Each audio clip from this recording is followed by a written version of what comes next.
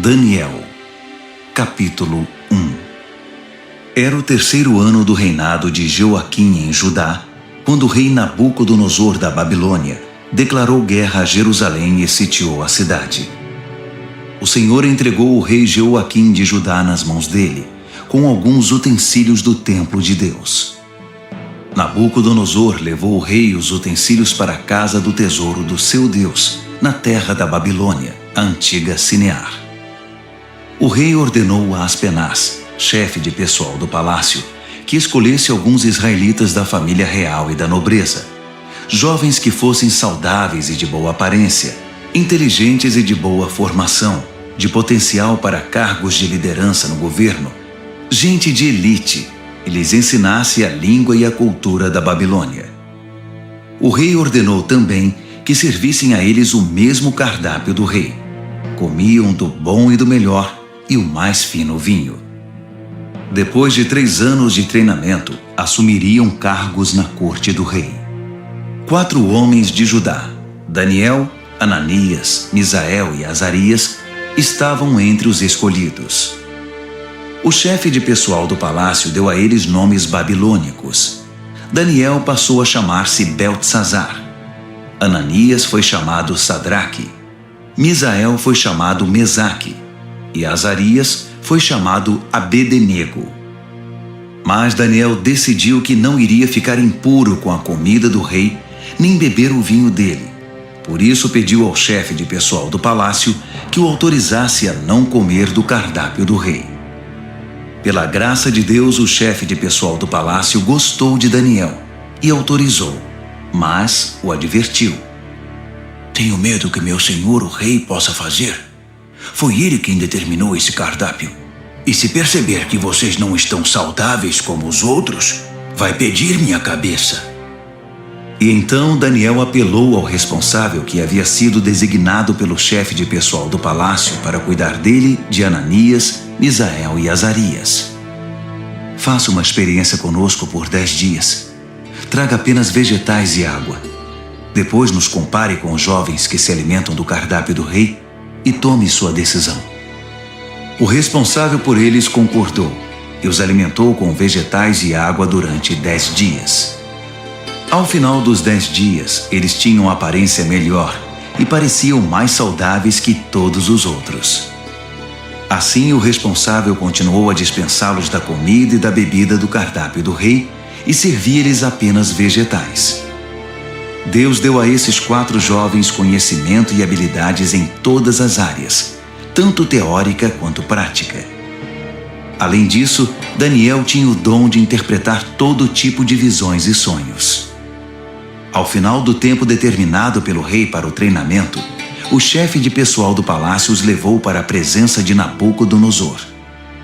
Quando os entrevistou, o rei os achou muito melhores que todos os outros. Ninguém estava tão bem quanto Daniel, Ananias, Misael e Azarias. E assim eles assumiram suas responsabilidades na corte do rei. Sempre que o rei os consultava sobre qualquer assunto, teórico ou prático, eles se mostravam 10 vezes melhores que todos os magos e encantadores do reino juntos. Daniel continuou no serviço do rei até o 1º ano do reinado do rei Ciro. Daniel, capítulo 2. No 2º ano do seu reinado, o rei Nabucodonosor teve alguns sonhos que o estavam deixando maluco, tanto que ele nem conseguia mais dormir. Chamou então todos os magos, encantadores, feiticeiros e astrólogos da Babilônia para que interpretassem seus sonhos.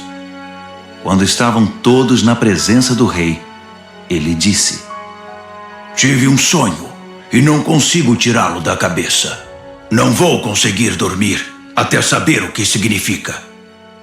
Os astrólogos, falando em aramaico, disseram: Que o rei viva para sempre. Conte-nos o sonho e vamos interpretá-lo. O rei respondeu: Meu decreto é este. Se vocês não conseguirem me dizer qual é o sonho e me dar a interpretação, vou fazer picadinho de vocês e destruir suas casas. Mas se me contarem o sonho e derem a interpretação, vou encher vocês de presentes e serão muito honrados. Então, digam-me qual foi o sonho e me deem a interpretação. Eles responderam: Vossa Majestade, por favor, conte-nos o sonho, então daremos a interpretação.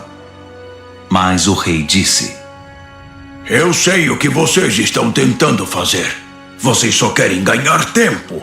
Sabem que estão numa enrascada e se não conseguirem me contar o sonho, estarão numa fria.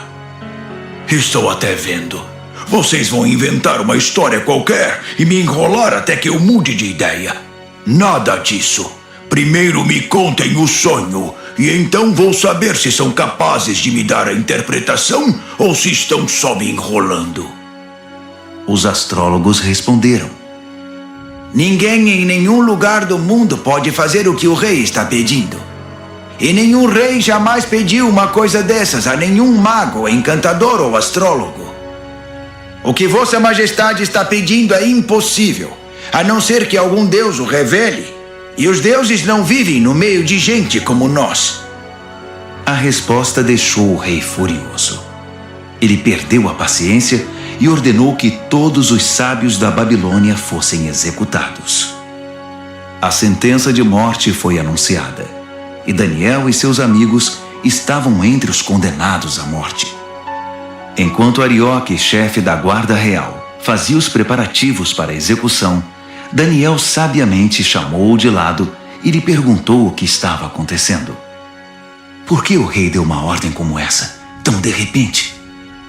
Arioque explicou a razão de tudo, e Daniel foi procurar o rei, pedindo um pouco de tempo para que pudesse interpretar o sonho. Daniel foi para casa e contou a seus amigos, Ananias, Misael e Azarias, o que estava acontecendo.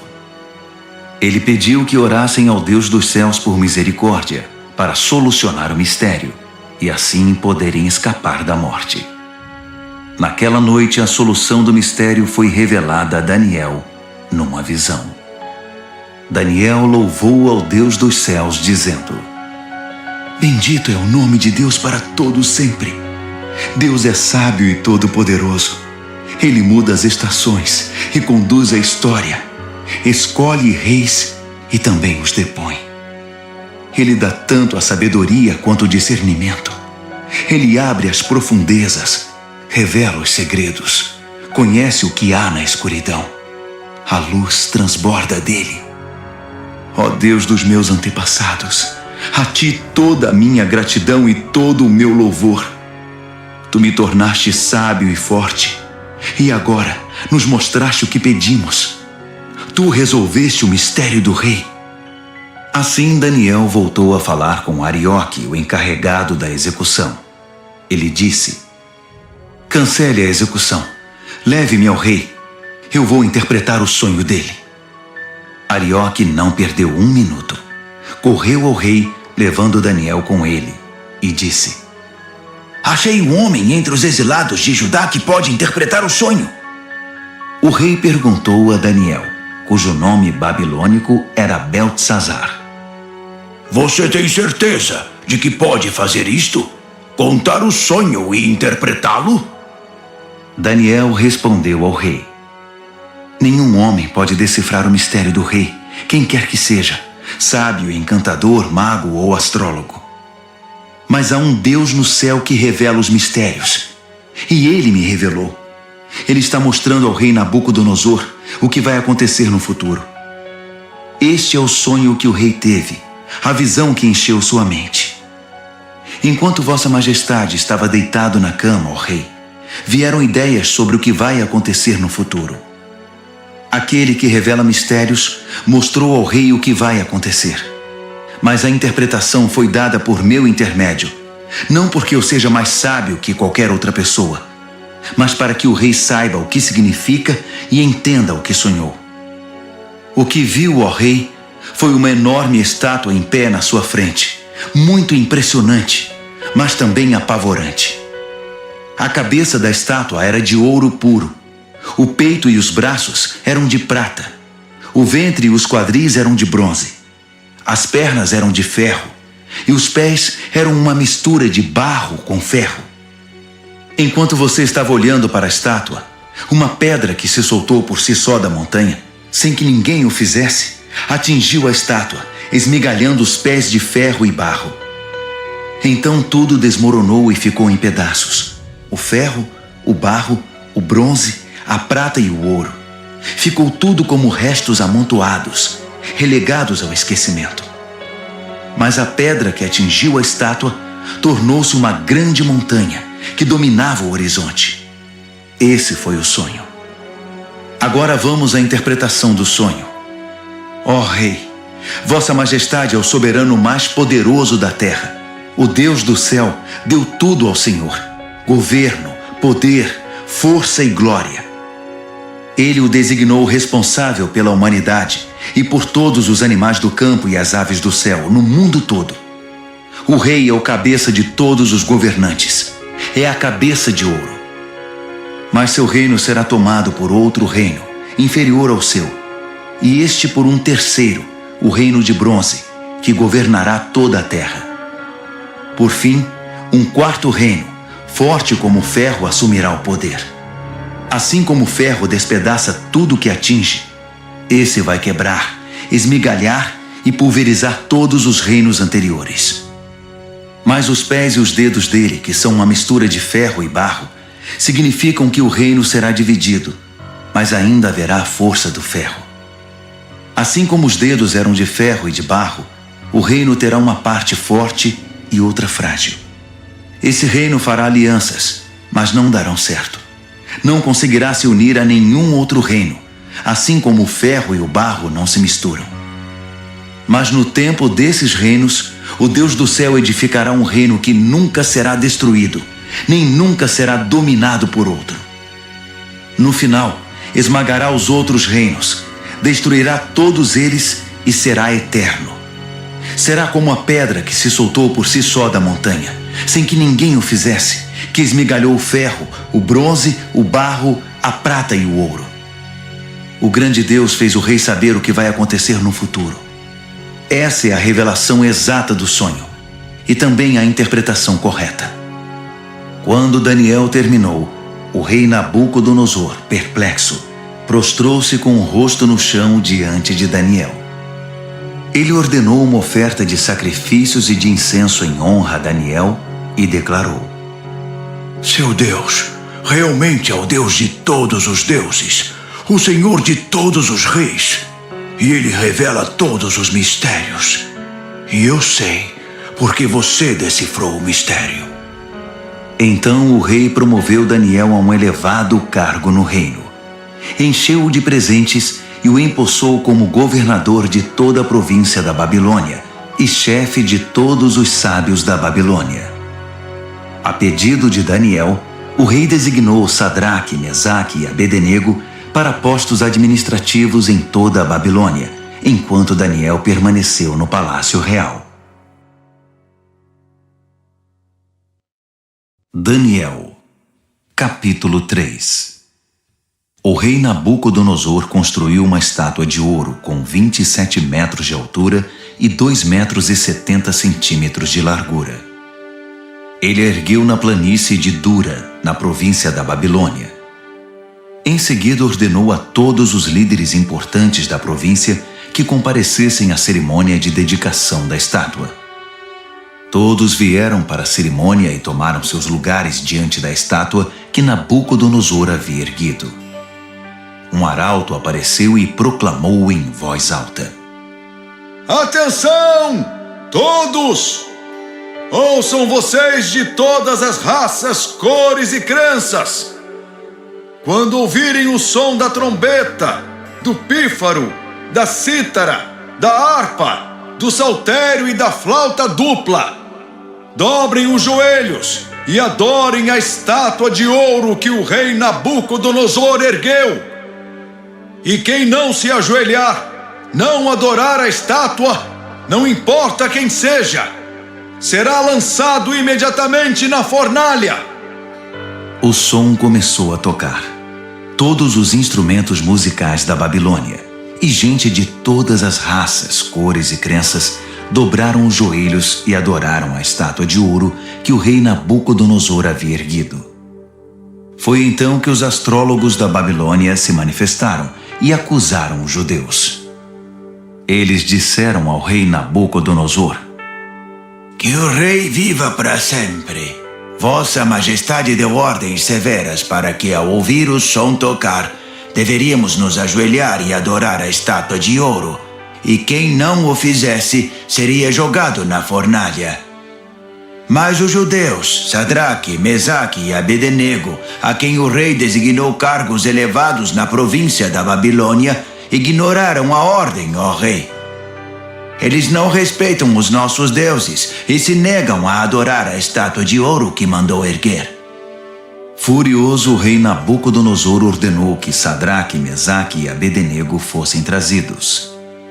E quando eles chegaram, Nabucodonosor perguntou: Sadraque, Mesaque e Abednego, é verdade que vocês não respeitam meus deuses e se negam a adorar a estátua de ouro que mandei erguer? Vou dar a vocês uma segunda chance, mas a partir de agora, quando o som começar a tocar, vocês devem se ajoelhar e adorar a estátua. E se não o fizerem, serão jogados numa fornalha e ponto final. E que Deus vai livrá-los de mim? Sadraque, Mesaque e Abednego responderam: Sua ameaça não nos assusta. Se nos jogar na fornalha, o Deus que servimos pode nos salvar, não só da fornalha, como de qualquer outra coisa. E mesmo que ele não o faça, não importa, ó rei. Ainda assim, não vamos servir aos seus deuses, nem adorar a estátua de ouro que mandou erguer. Nabucodonosor estava prestes a explodir de tanta raiva. Imediatamente ordenou que a fornalha fosse aquecida 7 vezes mais que o normal e que alguns homens fortes do seu exército os amarrassem e os jogassem na fornalha. Sadraque, Mesaque e Abednego, com os pés e mãos amarrados e vestidos em suas roupas, foram jogados na fornalha extremamente quente. Por causa da ordem do rei, a fornalha estava tão quente que só as chamas foram suficientes para matar os homens que carregaram Sadraque, Mesaque e Abednego, e eles acabaram caindo fornalha dentro. De repente, o rei Nabucodonosor levantou-se num salto e perguntou: Não jogamos 3 homens com os pés e as mãos amarrados? Responderam os homens. Isso mesmo, senhor! Exclamou o rei. Vejam, estou vendo 4 homens andando para lá e para cá no fogo, e eles estão bem. E o 4º homem parece um filho dos deuses. Não é possível. Nabucodonosor foi até a entrada da fornalha ardente e chamou: Sadraque, Mesaque e Abednego, servos do Deus Altíssimo, saiam, venham para cá. E Sadraque, Mesaque e Abednego saíram do meio do fogo. Todos os líderes do governo e os conselheiros do rei se reuniram para examiná-los e viram que o fogo não havia causado nenhum arranhão nos 3, nem um fio de cabelo queimado, nem cheiro de fumaça na roupa deles. Nabucodonosor exclamou: Bendito seja o Deus de Sadraque, Mesaque e Abednego!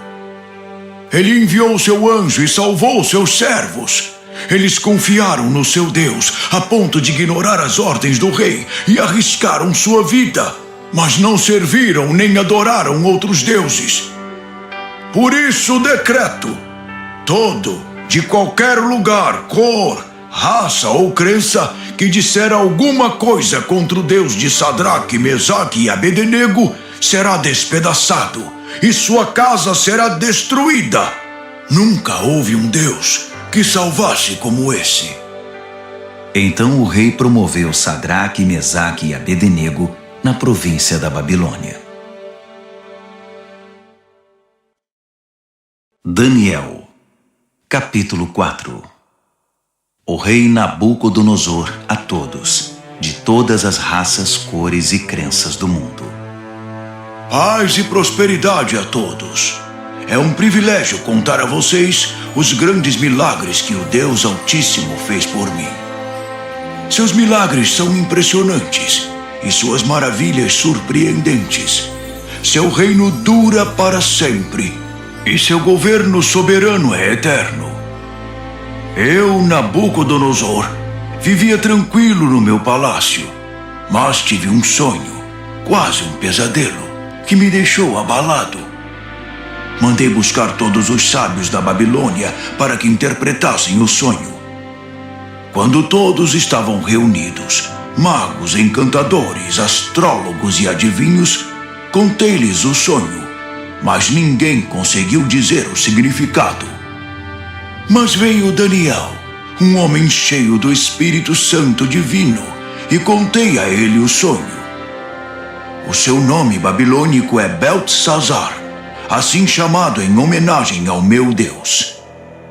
Beltesazar, eu disse, chefe dos magos, sei que você é um homem cheio do Espírito Santo divino e que não há mistério que você não consiga desvendar.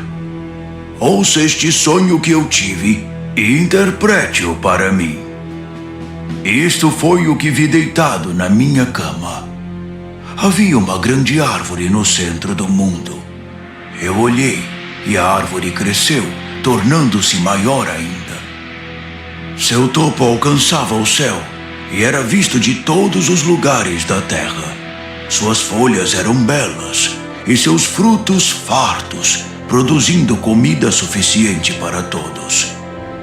Os animais se abrigavam debaixo dela e as aves faziam ninhos nos galhos. Todo mundo dependia dela. E enquanto eu ainda estava deitado, vi também isto. Um anjo desceu do céu e ordenou: derrubem a árvore, cortem seus galhos, arranquem suas folhas e espalhem seus frutos. Caçem os animais que estão debaixo dela e espantem os pássaros de seus galhos, mas deixem o toco e as raízes presos com ferro e bronze junto à relva do campo. Deixem que ele seja molhado pelo orvalho do céu e se alimente de capim com os animais. Que ele perca a mente humana e seja como um animal, e assim seja até que se passe 7 tempos. Os anjos anunciam esse decreto, as santas sentinelas trazem essa sentença, para que todos que vivem saibam que o Deus Altíssimo tem domínio sobre os reinos dos homens.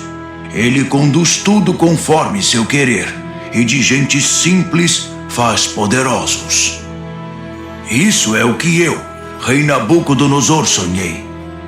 Beltesazar, agora é sua vez de interpretar o sonho para mim. Ninguém entre os sábios da Babilônia conseguiu ver sentido algum nele, mas tenho certeza de que você pode interpretá-lo, pois é cheio do Espírito Santo divino. Daniel, Beltesazar, ficou tão apavorado por um momento que nem conseguia falar. Disse o rei: Beltesazar, fique calmo. Não deixe que o sonho e a interpretação o assustem. Disse Beltesazar: meu senhor, gostaria que esse sonho fosse sobre seus inimigos e a interpretação para seus adversários.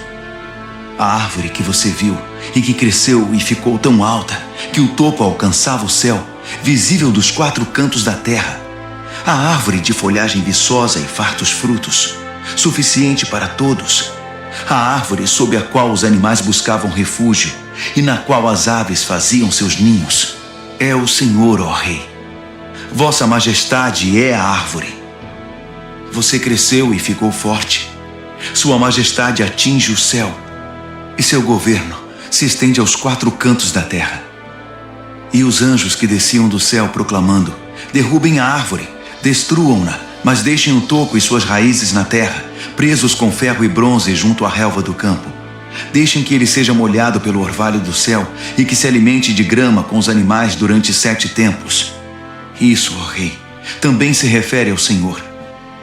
Significa que o Deus Altíssimo proclamou uma sentença contra o rei. Será tirado do convívio dos homens e viverá com os animais. Se alimentará de capim como os bois e se molhará com o orvalho do céu. Isso durará 7 tempos, e o Senhor aprenderá que o Deus Altíssimo tem o domínio dos reinos dos homens e conduz tudo conforme seu querer. A parte sobre o toco da árvore e suas raízes que são deixados significa que seu reino ainda será devolvido depois que o Senhor reconhecer que é Deus quem tem domínio sobre tudo. Portanto, ó rei, aceite meu conselho. Abandone seus pecados e comece a viver diferentemente. Deixe essa vida de maldades. Viva com justiça e cuide dos necessitados e desamparados. Só assim o Senhor continuará a viver tranquilo. Tudo isso aconteceu ao rei Nabucodonosor. Passados apenas 12 meses, ele estava andando pela sacada do palácio real na Babilônia e, de repente, exclamou orgulhoso: Olhe para tudo isto. É a grande Babilônia. E eu a construí sozinho, como capital do meu reino, para minha honra e glória. Assim que as palavras saíram da sua boca, ouviu-se uma voz do céu: Esse é o decreto contra você, rei Nabucodonosor. Seu reino foi tomado de você. Você será tirado do convívio dos homens, viverá com os animais do campo e comerá capim como boi. A sentença é para 7 tempos, o suficiente para você aprender que o Deus Altíssimo tem domínio sobre os reinos dos homens e põe no trono quem ele quer. Isso aconteceu imediatamente. Nabucodonosor foi tirado da convivência dos homens, comeu capim como boi e se molhou com o orvalho do céu. Seu cabelo cresceu como as penas da águia, suas unhas como as garras do falcão. Ao final daquele período, eu, Nabucodonosor, olhei para o céu, recobrei o juízo e bendisse o Deus Altíssimo, agradecendo e glorificando ao Deus que vive para sempre. Seu domínio dura para sempre, seu reino nunca será decadente. A vida na terra é insignificante. Deus faz tudo conforme seu querer. Ninguém pode opor-se à sua vontade. Ninguém pode questioná-lo ou desafiá-lo. Ao mesmo tempo em que recobrei o juízo, recuperei a majestade e a glória do meu reino. Todos os líderes e gente importante vieram me ver. Fui restabelecido como rei no meu reino e me tornei maior que antes. E é por isso que eu, Nabucodonosor, canto e louvo ao Rei do céu. Tudo o que ele faz é justo, e ele o faz da maneira certa. Ele sabe como tratar gente orgulhosa e tem o poder para torná-los humildes.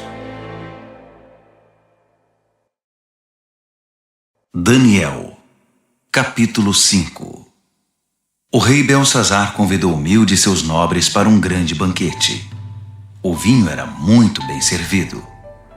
Então Belsazar, que já estava alto por causa do vinho, ordenou que as taças de ouro e prata que seu pai Nabucodonosor havia tomado do templo de Deus em Jerusalém fossem trazidas para que ele, seus nobres, suas mulheres e concubinas pudessem beber nelas.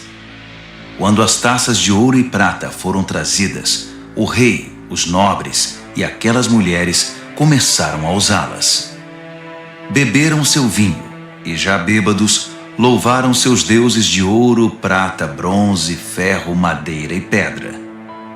Naquele exato momento, os dedos de uma mão humana apareceram e começaram a escrever na parede rebocada do palácio, na parte mais iluminada. Quando o rei viu a mão escrevendo na parede, ficou pálido, muito assustado. Suas pernas ficaram bambas, tremiam sem parar, e os joelhos batiam um no outro.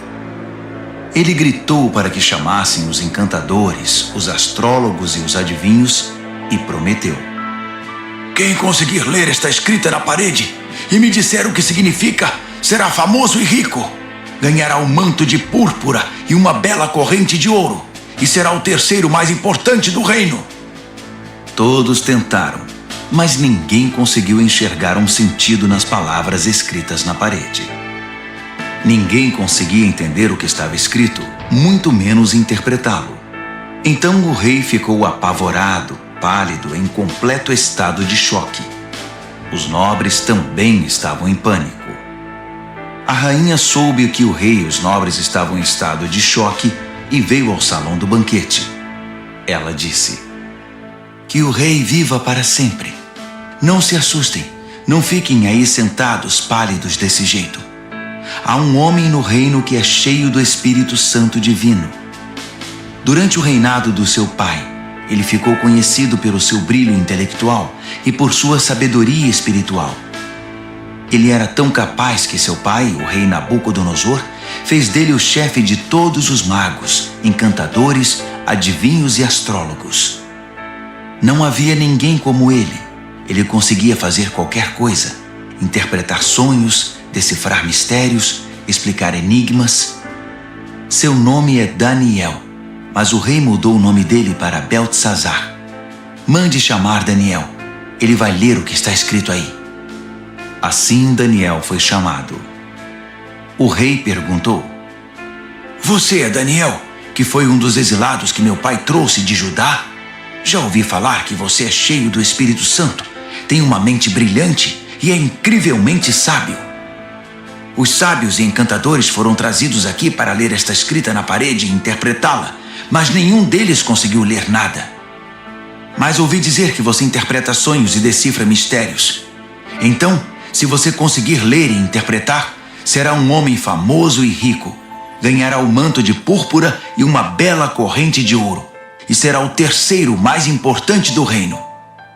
Daniel respondeu ao rei: "Pode ficar com os presentes ou dá-los a outra pessoa, mas vou ler a escrita para o rei e interpretar seu significado. Ouça, ó rei, o Deus Altíssimo deu a seu pai Nabucodonosor um grande reino e uma gloriosa reputação. Deus o fez muito poderoso e pessoas de todos os lugares, de toda raça, cor ou crença, se sentiam intimidadas por ele. Ele as matava ou poupava como e quando queria. Promovia ou humilhava as pessoas como bem desejava. Então Deus o humilhou e o privou de todo o poder. Ele foi tirado do convívio dos homens e passou a viver como animal. Comeu capim como boi e se molhou com o orvalho do céu até aprender esta lição: que o Deus Altíssimo tem domínio sobre os reinos dos homens e põe no trono quem ele quer. Você é filho dele, sabe de tudo isso, mas é tão arrogante quanto ele no seu pior momento. Olhe para você mesmo. Quer competir com o Senhor do céu? Você mandou buscar as taças sagradas do templo dele só por farra, para que o Senhor, seus nobres, suas mulheres e concubinas pudessem beber nelas. O rei usou as taças sagradas para brindar seus deuses de prata e ouro, de bronze e ferro, de madeira e pedra, deuses cegos, surdos e mudos. Mas tratou com desprezo o Deus vivo, que tem a sua vida nas mãos, desde o nascimento até a morte. Deus enviou a mão que escreveu na parede, e o que está escrito é: Mene, Tekel e Peres. E este é o significado dessas palavras. Mene, Deus contou os dias do seu governo, e suas contas são negativas. Tekel, você foi pesado na balança e está em falta. Peres, seu reino foi dividido e entregue aos medos e persas. Beltesazar fez o que havia prometido. Vestiu o manto de púrpura em Daniel, colocou uma bela corrente de ouro em seu pescoço e o promoveu a terceiro mais importante do reino. Naquela mesma noite, o rei Beltesazar da Babilônia foi morto. Dario, o Medo, tinha 62 anos quando o sucedeu como rei. Daniel, capítulo 6. Dario reorganizou seu reino. Ele designou 120 governadores para administrar todas as províncias do reino. Sobre eles havia 3 ministros, e um deles era Daniel. Os governadores se dirigiam aos ministros, que tinham a responsabilidade de manter tudo em ordem. Mas Daniel era cheio de vitalidade e tinha uma inteligência tão superior aos outros ministros e governadores que o rei decidiu designá-lo responsável por todo o reino. Os ministros e governadores se reuniram para ver se descobriam algum ponto fraco de Daniel que pudesse usar contra ele, mas não conseguiram nada. Ele era exemplar e absolutamente confiável. Não conseguiram achar nenhuma evidência de negligência ou má conduta. Após inúmeras tentativas, desistiram e disseram: Nunca vamos descobrir nada contra esse Daniel, a não ser que inventemos alguma acusação e tramemos algo contra ele. Assim, os ministros e governadores tramaram contra ele e foram ao rei dizer: Rei Dario, que viva para sempre! Nós, ministros, governadores e todos os principais oficiais, nos reunimos e concordamos em que o rei deveria promulgar o seguinte decreto: durante os próximos 30 dias, ninguém deve orar a nenhum outro deus ou homem exceto ao rei. Qualquer um que desobedecer será lançado na cova dos leões.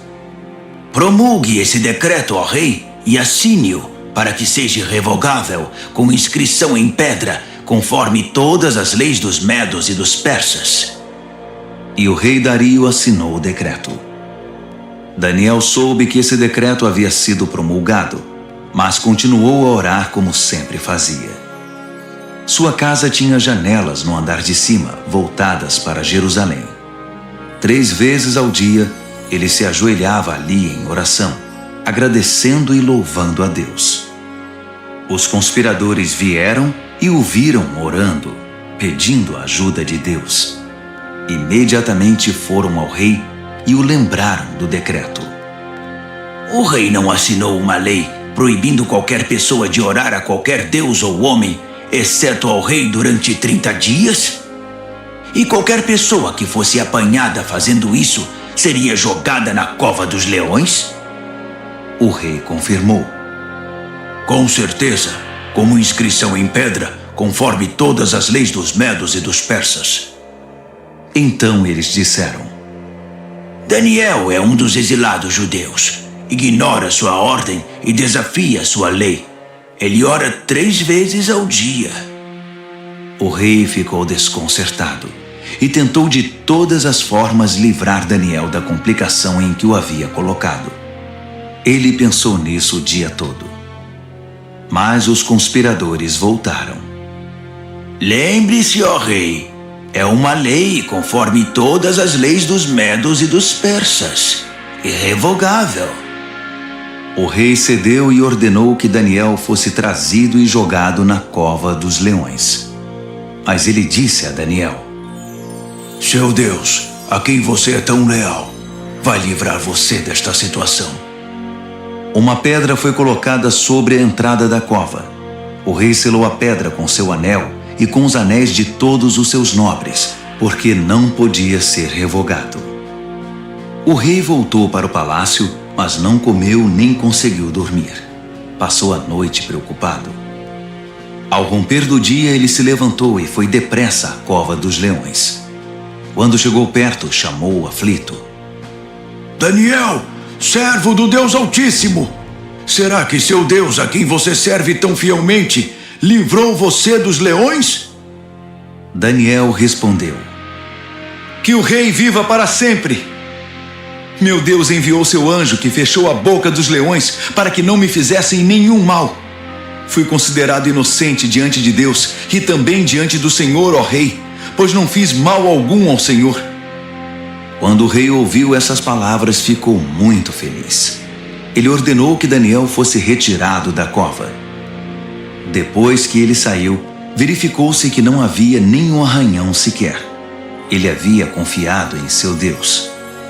Então o rei ordenou que os conselheiros que tinham conspirado contra Daniel fossem jogados na cova dos leões, com suas mulheres e filhos. Antes mesmo de chegar ao fundo da cova, os leões já os agarraram e os despedaçaram. O rei Dario divulgou esta proclamação a todos na terra, de qualquer raça, cor e crença. A paz esteja com vocês. Muita paz. Decreto que o Deus de Daniel seja adorado e temido em todo o meu reino. Ele é o Deus vivo e permanece para sempre. Seu reino nunca é destruído. Seu governo continua eternamente. Ele é o Salvador e o Redentor. Ele realiza milagres impressionantes nos céus e na terra. Ele livrou Daniel do poder dos leões. Daniel foi muito bem tratado no restante do reinado de Dario e também no reinado seguinte, de Ciro, o persa. Daniel, capítulo 7. No primeiro ano do rei Belsazar da Babilônia, Daniel teve um sonho. O que ele viu enquanto dormia o apavorou. Um verdadeiro pesadelo. E ele escreveu seu sonho. No meu sonho, naquela noite, vi os 4 ventos dos céus soprando e formando uma grande tempestade no mar. 4 animais enormes, diferentes uns dos outros, subiam do mar. O primeiro animal parecia um leão, mas tinha asas de águia. Enquanto eu observava, suas asas foram arrancadas. Ele foi levantado e ficou de pé como um homem. Em seguida, deram-lhe um coração humano. Depois vi um segundo animal, que parecia um urso. Ele se levantou, segurando 3 costelas nas mandíbulas, e recebeu esta ordem: ataque, devore tudo, encha a barriga. Em seguida vi outro animal. Parecia um leopardo. Tinha 4 asas como de pássaro nas costas.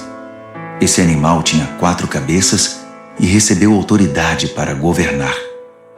Depois disso, um 4º animal apareceu no meu sonho. Esse era apavorante, medonho. Tinha enormes dentes de ferro, triturava e devorava suas vítimas. Qualquer coisa que sobrava no chão, ele pisava e esmagava. Era diferente dos outros animais, um verdadeiro monstro. E tinha 10 chifres. Enquanto eu observava os chifres, tentava imaginar o que significavam, nasceu nele outro chifre, mas este era pequeno. 3 dos chifres que já tinha foram arrancados para dar lugar a ele. Havia olhos humanos no pequeno chifre e uma boca grande que falava com arrogância. Enquanto eu observava tudo isso, tronos foram estabelecidos e um ancião tomou seu lugar. Suas roupas eram brancas como a neve, o cabelo alvo como a lã. Seu trono estava envolto em chamas. As rodas brilhavam intensamente. Um rio de fogo jorrava do trono. Milhares de milhares o serviam. Milhões o atendiam. Pediu-se silêncio no tribunal e os livros foram abertos. Continuei observando. O chifre pequeno falava com arrogância e enquanto eu observava, o monstro foi morto e seu corpo foi lançado no fogo. Os outros animais viveram ainda algum tempo, mas não fizeram nada, não tinham poder para governar. Meu sonho continuou. Então vi alguém, um filho de homem, chegando no meio de nuvens. Ele se aproximou do ancião e foi apresentado a ele. Ele recebeu poder para governar, toda a glória da realeza. Todas as raças, cores e crenças lhe serviram e o adoraram. Seu reinado será para sempre, não terá fim. Seu governo real nunca será destruído. Mas quanto a mim, Daniel, fiquei perturbado. As visões me deixaram apavorado. Por isso eu me aproximei de alguém que estava perto e perguntei o significado de tudo aquilo. E ele me deu a interpretação. Esses 4 animais enormes, disse ele, significam 4 reinos que aparecerão na terra. Mas a certa altura, o povo santo do Deus Altíssimo receberá o reino e o manterá para sempre. Sim, para sempre. Mas eu queria saber mais. Estava curioso sobre o 4º animal, aquele que era tão diferente dos outros, o monstro medonho com os dentes de ferro e garras de bronze, que engolia o que despedaçava e pisoteava tudo o que via pela frente. E eu queria saber também a respeito dos 10 chifres e do chifre pequeno que nasceu, ocupando o lugar de 3 dos primeiros chifres. Esse novo chifre tinha olhos e com sua boca grande falava de forma arrogante, dominando os outros chifres. Observei que esse chifre fazia guerra contra o santo povo de Deus e levava vantagem sobre eles. Mas o ancião interveio e decidiu a favor do povo do Deus Altíssimo. No final, o povo santo de Deus assumiu o controle do reino. A pessoa que estava perto de mim explicou: o quarto animal é o quarto reino que aparecerá na terra. Será diferente dos 3 primeiros, um reino monstruoso que devorará e pisoteará todos à sua volta. Os 10 chifres são 10 reis, um após o outro, que procederão desse reino. Mas então, outro rei aparecerá. Ele será diferente dos reis anteriores. Começará derrubando os outros reis e blasfemando contra o Deus Altíssimo. Ele perseguirá os seguidores do Deus Altíssimo e tentará eliminar a adoração sagrada e a prática da justiça. O santo povo de Deus será perseguido por ele durante um tempo, 2 tempos e meio tempo. Mas quando for feito silêncio no tribunal, o chifre não terá mais o seu poder e será destruído definitivamente. O governo real, a autoridade e a glória de todos os reinos debaixo do céu serão entregues ao povo do Deus Altíssimo, e esse governo durará para sempre. Todos os outros governantes irão servir e prestar obediência a ele. O sonho acabou assim, e eu, Daniel, continuei chocado, como alguém que tinha acabado de ver um fantasma, mas guardei tudo para mim. Daniel, capítulo 8. No 3º ano do reinado de Belsazar, eu, Daniel, tive outra visão. Era a 2ª visão. Nessa visão, eu me vi em Suzã, a capital da província de Elão, diante do canal Ulai. Ao olhar em volta, fiquei surpreso de ver um carneiro diante de mim. O carneiro tinha 2 chifres enormes, um maior que o outro, mas o chifre maior foi o último a aparecer. Fiquei observando enquanto o carneiro avançava, primeiro para o oeste, depois para o norte e então para o sul. Nenhum animal conseguia enfrentá-lo. Ele fazia o que queria e, todo arrogante, posava de rei dos animais. Enquanto eu observava, tentando entender o significado de tudo aquilo, vi também um bode que tinha um enorme chifre no meio da testa. Ele vinha do oeste e percorreu toda a terra, sem tocar o solo uma única vez. O bode aproximou-se do carneiro de 2 chifres que eu tinha visto antes diante do canal e o atacou ferozmente. Observei enquanto ele, louco de raiva, atacava o carneiro. A violência era tanta que ele lhe quebrou os 2 chifres. O carneiro não conseguiu resistir. O bode o derrubou e o pisoteou. Nada pôde salvar o carneiro. Então o bode tornou-se cada vez mais arrogante, e no auge do poder, seu chifre imenso se quebrou, e 4 outros chifres enormes surgiram no lugar, apontando para o norte, o sul, o leste e o oeste.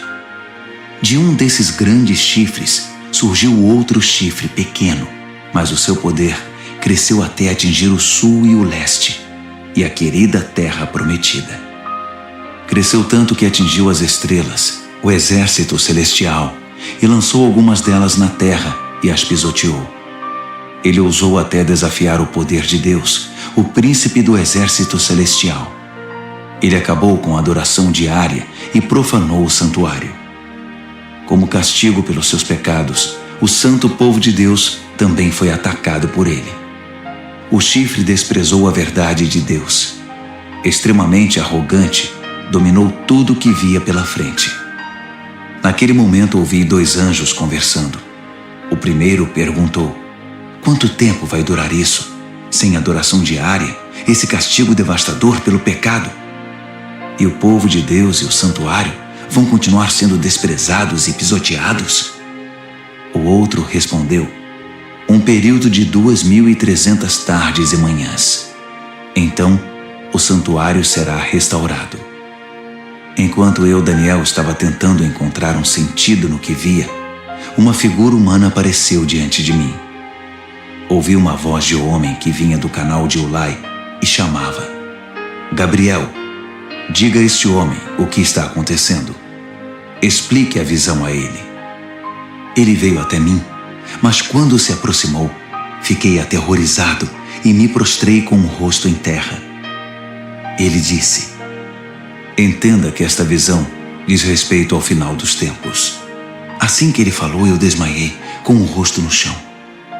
Mas ele me despertou e me levantou. Ele continuou: vou contar a você o que vai acontecer nos dias de juízo, pois haverá um fim para tudo isso. O carneiro de 2 chifres que você viu representa os 2 reis dos medos e dos persas. O bode representa o reino dos gregos, e o chifre enorme na testa dele é o primeiro rei. Os 4 chifres que surgiram no lugar dele, depois que foi quebrado, são os 4 reis que virão depois dele, mas sem o mesmo poder. Quando o reinado deles estiver no fim e as rebeliões se intensificarem, surgirá um rei cruel, um mestre da maldade. Seu poder aumentará imensamente. Ele será arrogante, de fala autoritária, fazendo exatamente o que quer. Derrubará poderosos e santos por todos os lados. Suas ações criminosas vão se multiplicar. E como vão? Ele vai achar que é invencível e vai se livrar de todos os que cruzarem seu caminho. Mas quando enfrentar o príncipe dos príncipes, será esmigalhado, mas não por mãos humanas. A visão das 2.300 tardes e manhãs é precisa, mas confidencial.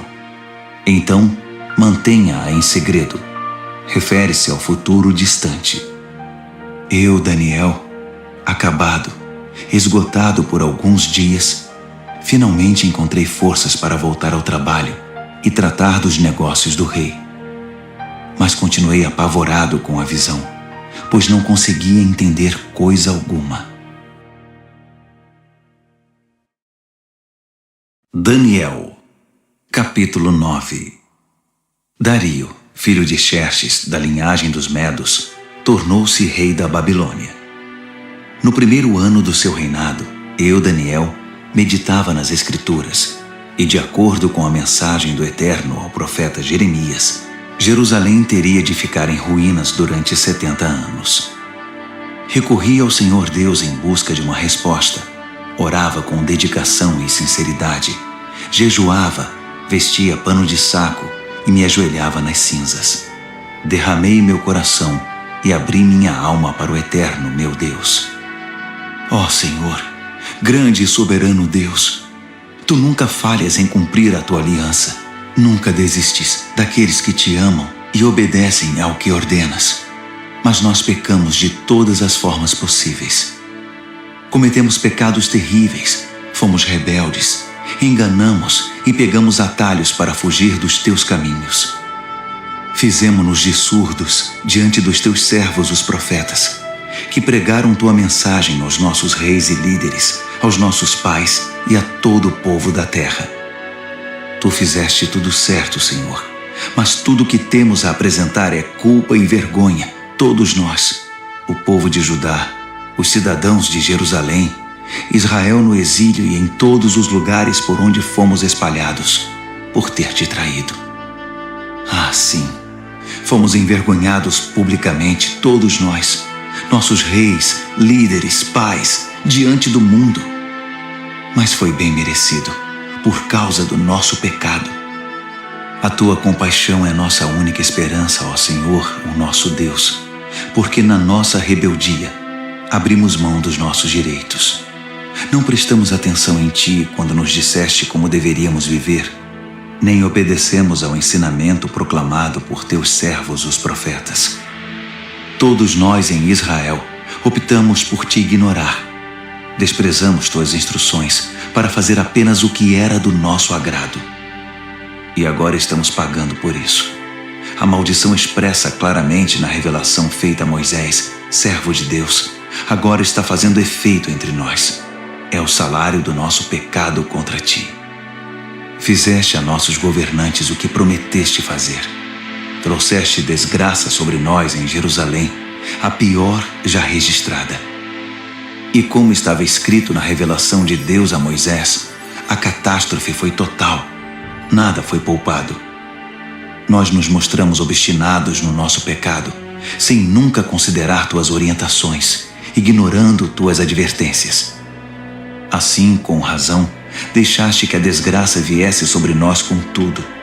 Tu, ó Eterno, tens todo o direito de fazer isso, pois nós te ignoramos de maneira persistente, com muita culpa no cartório. Ó Senhor, Tu és nosso Deus, pois livraste teu povo da terra do Egito numa grande demonstração de poder. O povo ainda fala nisso. Confessamos que pecamos, que vivemos uma vida de maldades. Como sempre tens agido, consertando as coisas e endireitando as pessoas. Por favor, afasta tua grande ira contra Jerusalém, que é tua cidade, teu santo monte. Sabemos que foi por culpa nossa que isso aconteceu. Tudo por causa do nosso pecado e do pecado de nossos pais. E agora estamos envergonhados diante de todos. Somos motivo de zombaria na nossa vizinhança.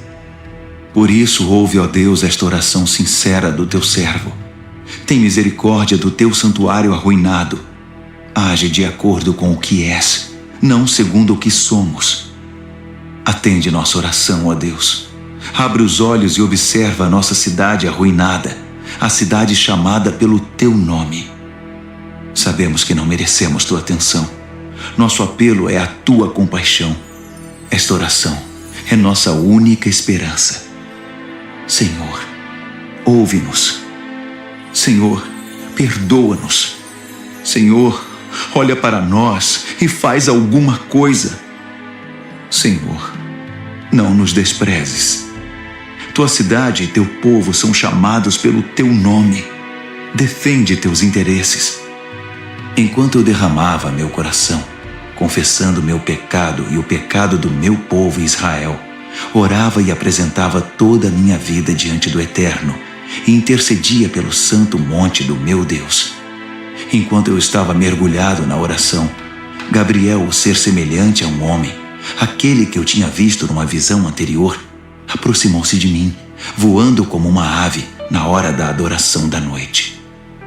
Ele se pôs diante de mim e disse: Daniel, vim esclarecer as coisas. Assim que você começou sua oração, a resposta foi dada, e agora estou aqui para entregá-la. Você é muito amado, por isso, ouça com cuidado para entender o significado da revelação. 70 semanas estão decretadas para seu povo e sua santa cidade, como forma de conter a rebelião, dar fim ao pecado, arrancar o crime pela raiz, estabelecer a justiça para sempre, cumprir a profecia e ungir o lugar santíssimo. Aqui está o que você precisa entender. Desde o momento em que a ordem for dada para a reconstrução de Jerusalém até a vinda do líder ungido, haverá 7 semanas. A reconstrução levará 62 semanas, incluindo a construção de ruas e muros. Serão tempos difíceis. Depois das 62 semanas, o líder ungido será morto. É o seu fim. A cidade e o santuário serão arruinados pelo exército do novo líder que chegar. O fim virá de repente, como uma onda enorme. Haverá guerras até o fim, e a desolação estará na ordem do dia.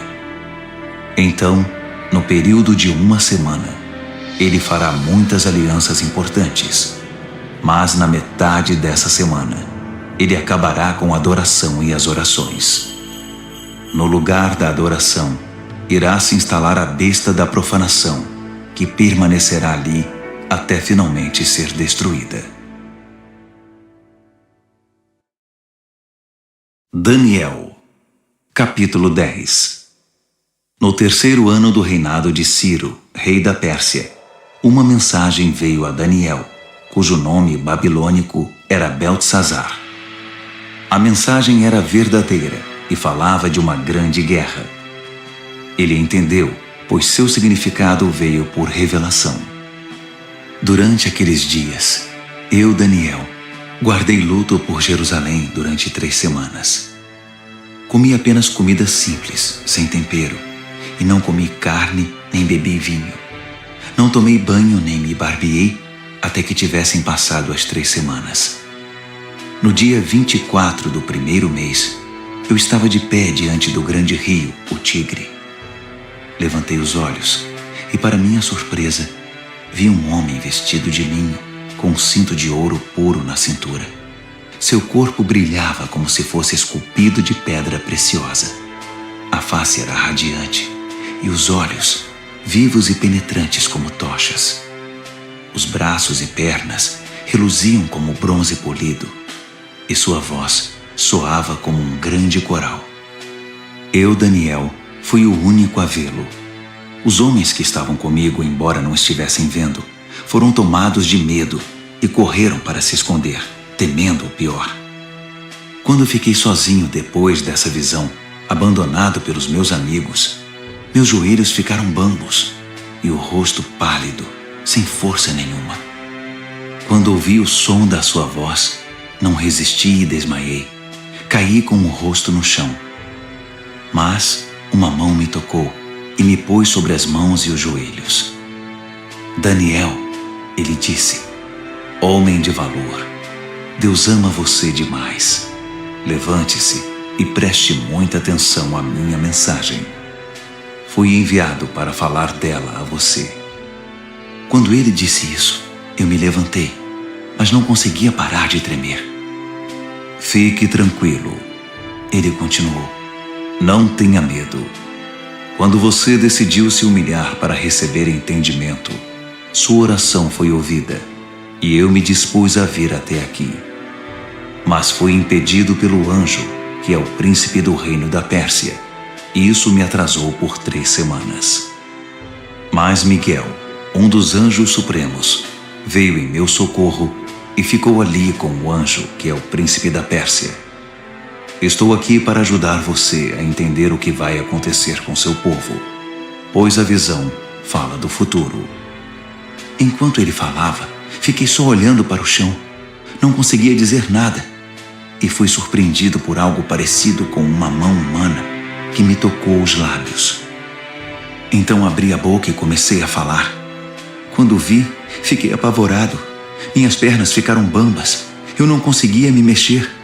Como é possível que eu, um humilde servo, fale com alguém como o Senhor? Estou completamente paralisado. Mal consigo respirar. Aquele ser, que parecia humano, me tocou outra vez e me deu forças. Ele disse, não tenha medo. Fique em paz. Você é amado demais. Tudo vai ficar bem. Tenha coragem. Seja forte. Enquanto ele ainda falava, veio-me coragem e retomei as forças. Então eu disse, pode falar, porque o Senhor me deu forças. Ele disse, você sabe por que vim aqui?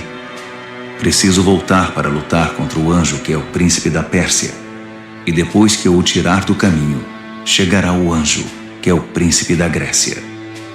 Mas antes deixe-me contar a você o que está escrito no livro da verdade.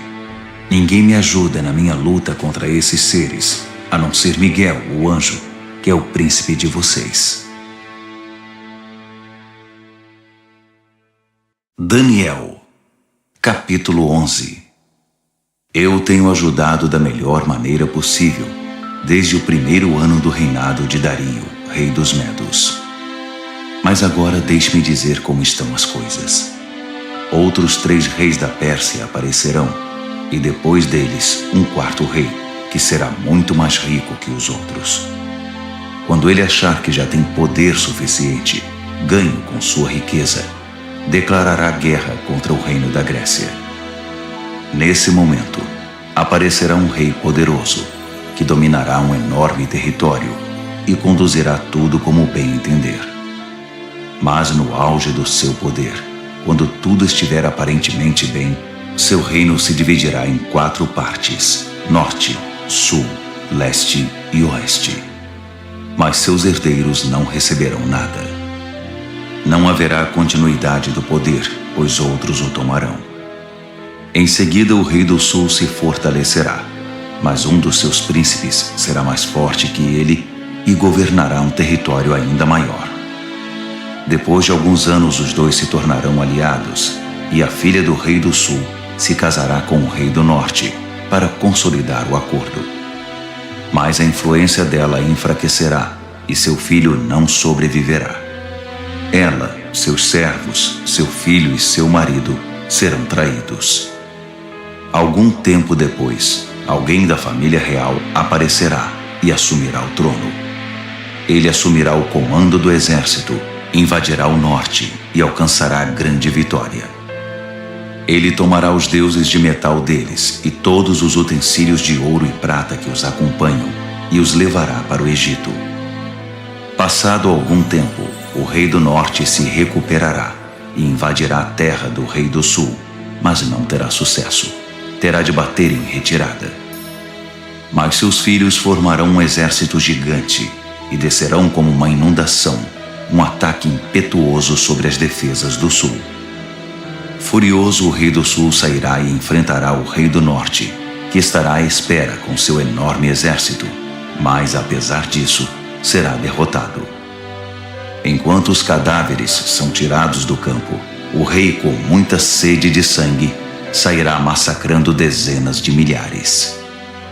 Mas sua vitória não vai durar muito, pois o rei do norte reunirá um exército ainda maior que o anterior, e depois de alguns anos, voltará à batalha com inúmeros soldados, muito arsenal e provisões inesgotáveis.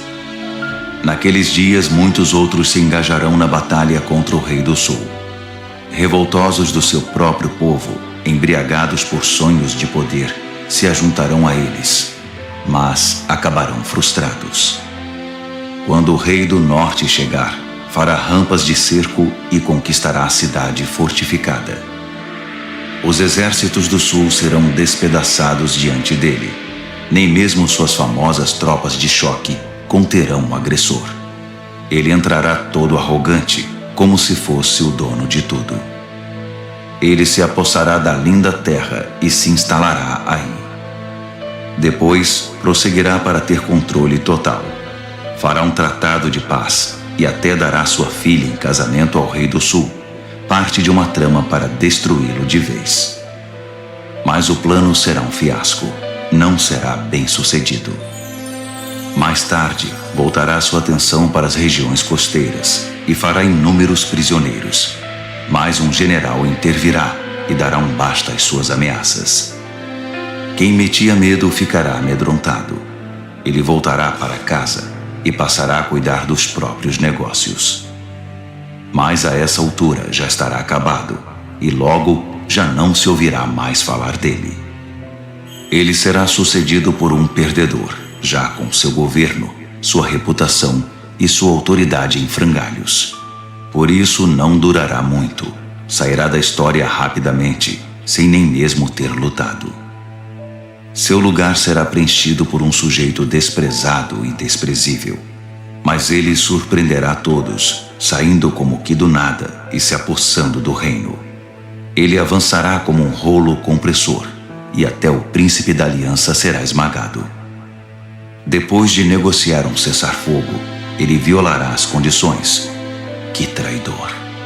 Com alguns poucos comparsas, assumirá o controle total. Ele invadirá as províncias mais ricas, quando elas menos esperarem. Ultrapassará todos seus antepassados, prenderá e saqueará. Viverá com seus amigos num luxo desmedido.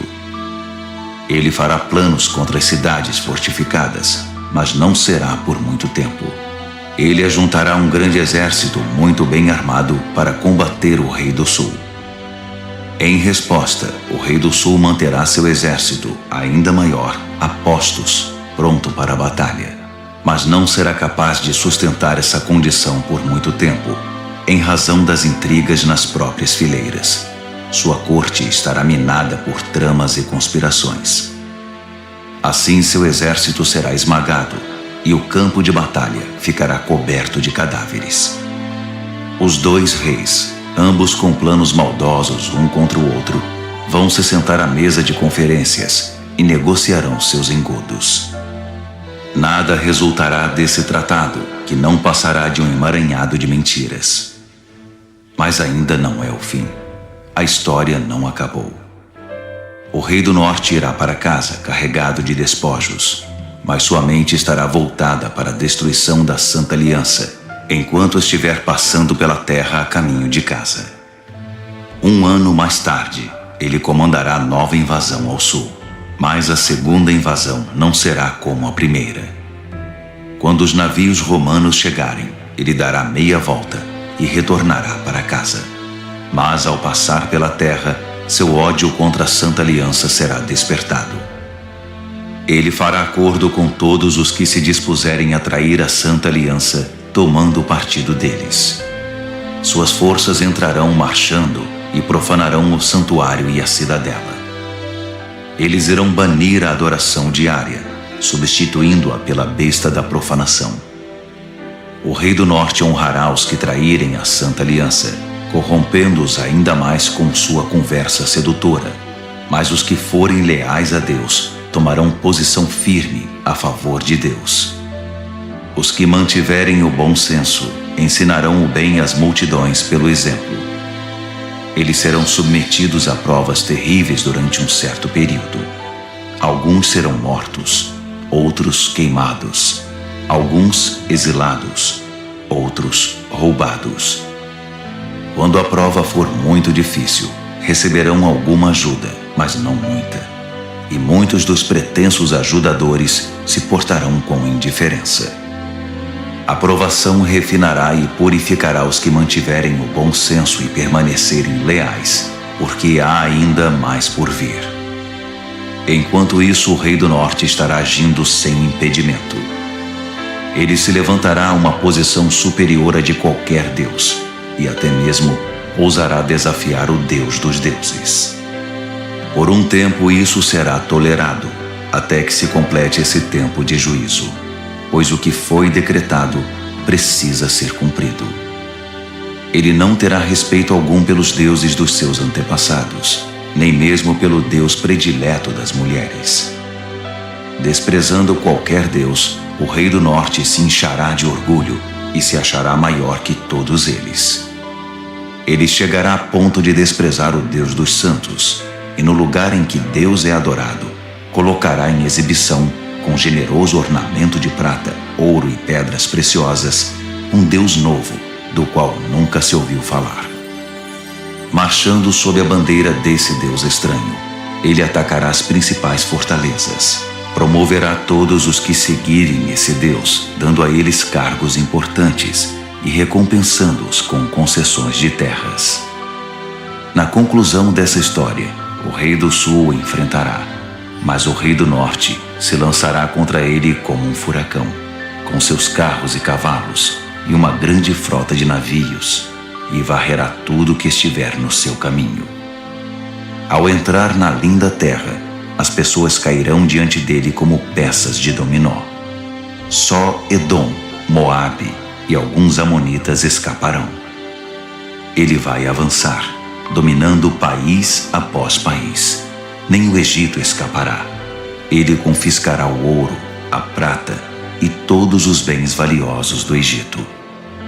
Os líbios e os etíopes cairão com ele. Mas nesse momento, relatos perturbadores virão do norte e do leste e o farão entrar em pânico. Furioso, ele se apressará em suprimir a ameaça.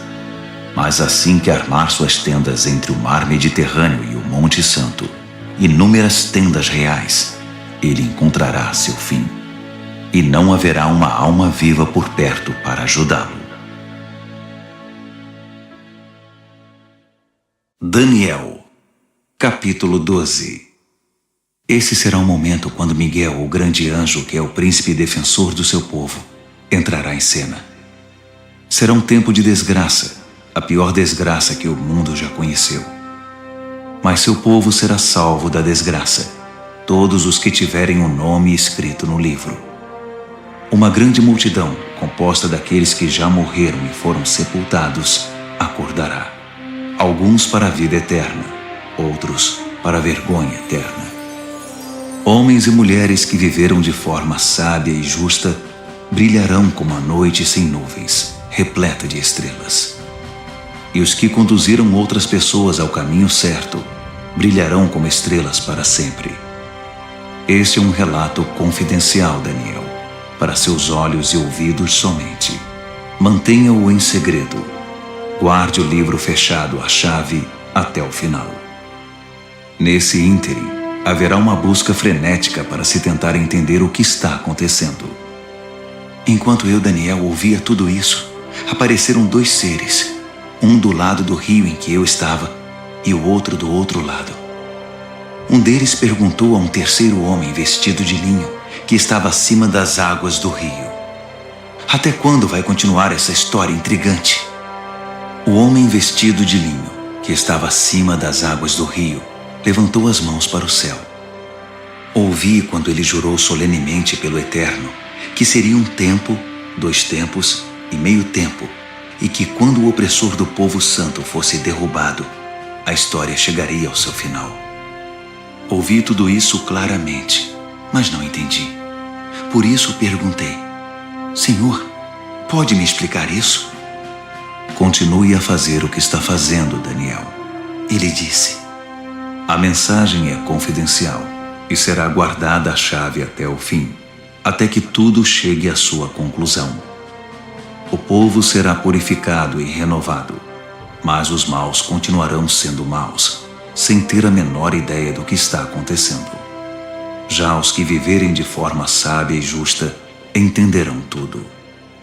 A partir do momento em que a adoração diária for abolida do templo e a besta da profanação for introduzida no seu lugar, vão se passar 1290 dias. Abençoados os que persistirem pacientemente durante os 1335 dias. E você prossiga em sua jornada, sem ficar ansioso ou preocupado. Fique tranquilo. Quando tudo tiver passado, você se levantará para receber sua recompensa.